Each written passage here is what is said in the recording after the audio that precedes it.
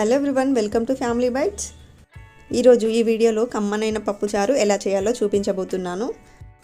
కందిపప్పుతో చేసే పప్పుచారు కానీ లేదా పప్పు వెరైటీస్ కానీ అరడానికి కొంచెం టైం తీసుకుంటుంది. అదే పెసరపప్పుతో అయితే ఏ రెసిపీ చేసినా పప్పు కానీ పప్పుచారు కానీ ఈజీగా డైజెస్ట్ అవుతుంది.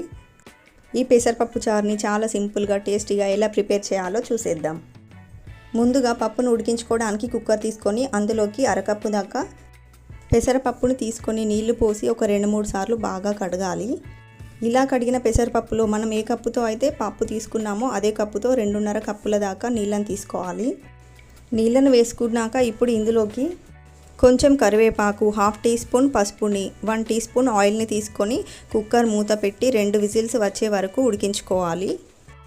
2 విజిల్స్ వచ్చిన తర్వాత కుక్కర్లోని గాలి నార్మల్గా పోయాక మూత తీసి చూస్తే పప్పు బాగా ఉడికిపోతుంది. ఇలా ఉడికిన పప్పుని గరిటెతో బాగా మ్యాష్ చేసుకుందాము. ఇక్కడ పప్పు బాగా మెత్తగా ఉడికింది కాబట్టి నేను గరిటెతోనే మ్యాష్ చేస్తున్నాను. ఇప్పుడు ఇందులోకి టేస్ట్కి సరిపడా పచ్చిమిర్చిని తీసుకోవాలి. ఇక్కడ నేను 7-8 పచ్చిమిర్చిని తీసుకున్నాను. అండ్ అలాగే సన్నగా తరిగిన ఉల్లిపాయ ముక్కల్ని, 3 టమాటాలను ఇలా పెద్ద ముక్కలా కట్ చేసి తీసుకోండి. అండ్ అలాగే మనం ఏ కప్పుతో అయితే పప్పును తీసుకున్నామో అదే కప్పుతో 3 కప్పుల దాకా నీళ్ళని తీసుకోవాలి. ఇప్పుడు ఇదంతా ఒకసారి బాగా మిక్స్ చేసుకుందాము. ఇప్పుడు ఇందులోకి మన టేస్ట్కి తగ్గట్టుగా చింతపండు రసాన్ని యాడ్ చేసుకోవాలి. ఇక్కడ నేను కొంచెం చిక్కగా ఉండే చింతపండు రసాన్ని ఒక అరకప్పు వరకు తీసుకుంటున్నాను. ఇందులోనే కొంచెం కరివేపాకుని, రుచికి సరిపడా ఉప్పుని వేసి బాగా కలుపుకుందాము. మీకు పప్పు కొంచెం పలచగా కావాలనుకుంటే 4 కప్పుల వరకైనా వాటర్ని తీసుకోవచ్చు.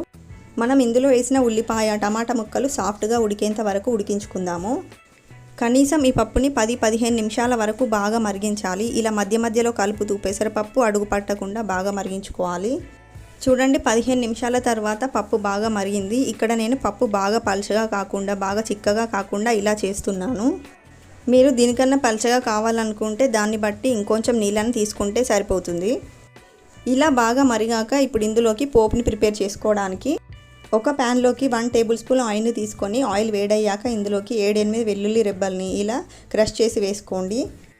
ఇందులోనే 1/2 టీ స్పూన్ ఆవాలు, 1/2 టీ స్పూన్ జీలకర్ర, ఒక 3 ఎండుమిర్చి, కొంచెం కరివేపాకును కూడా వేసి ఒకసారి ఫ్రై చేసుకుందాము. ఇందులోనే 1/2 టీ స్పూన్ ఇంగువను కూడా వేసుకుందాము. ఇంగువ టేస్ట్ అనేది పప్పుచారులో చాలా బాగుంటుంది. మీకు నచ్చకపోతే స్కిప్ చేయొచ్చు.